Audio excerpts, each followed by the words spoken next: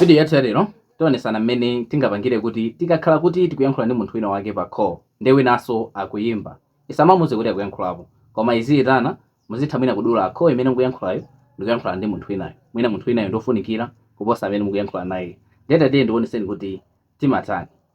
Ndiye chomwe mmene kuchita ndikupita ku phone, ndikupita apa pali madoti atatu, kenako settings, kenako supplementary services. Zikatero mmachongera omwalemba kuti call waiting ndikuti machongera apa. Engati phone yanuyo mwina ndi yathu simu mufuna zizichitika kwa simu kadonse muthaso kupanga apa pa call waiting wa SIM2. Basitu zikatero zimakhala zatheka, koma chifukwa kuti mafoni ngosiyana tatiye tionesanenso njira ina. Ndiye ulendo uwu mapita ku settings, kenako kupanga pa search, nkupanga search kuti call waiting, kenako maipanga click.